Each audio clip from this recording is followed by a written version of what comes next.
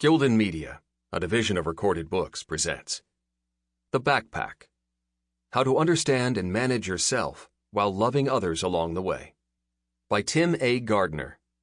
Narrated by Eric Michael Summerer. Chapter 1. John was late. Again. And he was ticked off at everything and everyone. Again. He had already decided that this was not going to be a good day.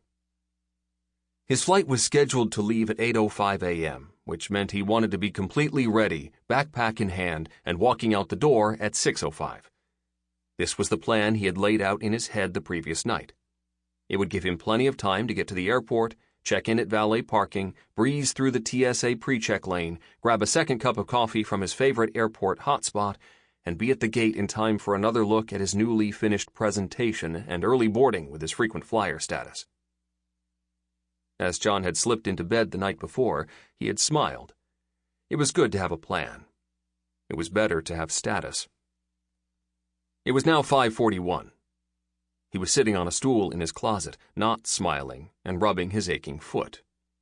He was thinking about how he had not yet accomplished anything. This was not the plan at all. How did this day get so screwed up already? As is often the case, it began with the alarm. John's perfect plans had included a 5:15 wake-up, a quick change into his workout clothes for 25 minutes on the elliptical, and 15 minutes to shower, shave, and dress. This should have left him a short buffer to pour a cup of coffee to go, snatch a banana from the basket that his wife, Grace, always kept stocked with fresh fruit, and grab his carry-on and backpack as he headed out the door. He had even laid out his clothes, packed his bag, and hauled it downstairs the night before so he wouldn't wake up Grace digging through the dresser early in the morning, as had happened many times before. He was proud of himself for being so thoughtful.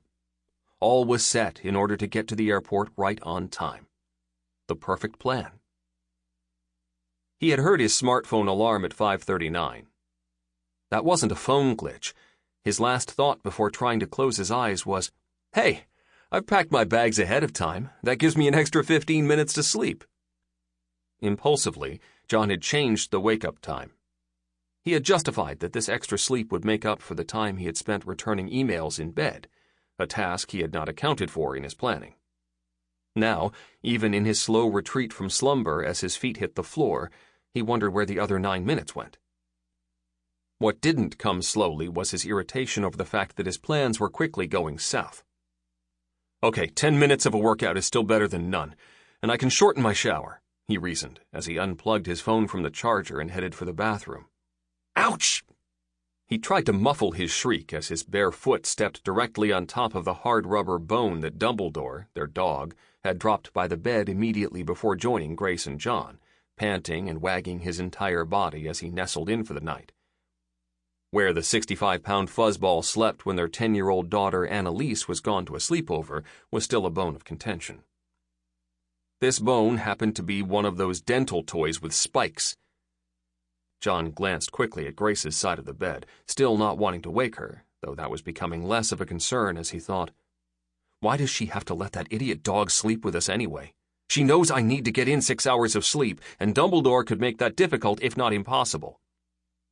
From now on, that dog is going in the crate whenever Annalise is gone," he half mumbled. "And what the heck were they thinking when they bought that assault weapon dog toy? Obviously not about me." John limped into the bathroom and not so quietly closed the door. As usual, his morning had started in a state of hurry. Do it now and do it next lists dominated his thoughts. Tension and stress already filled his body.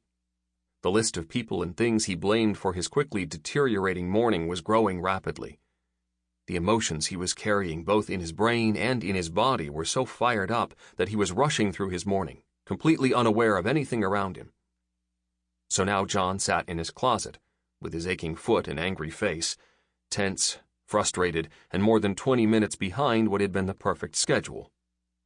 No sense of wonder, no sense of joy, no sense of peace. Not a grateful thought in his head. His only sense was of pain, and his only thought was, "Why do all of these things always happen to me?" As John rubbed his foot, Sample complete. Ready to continue?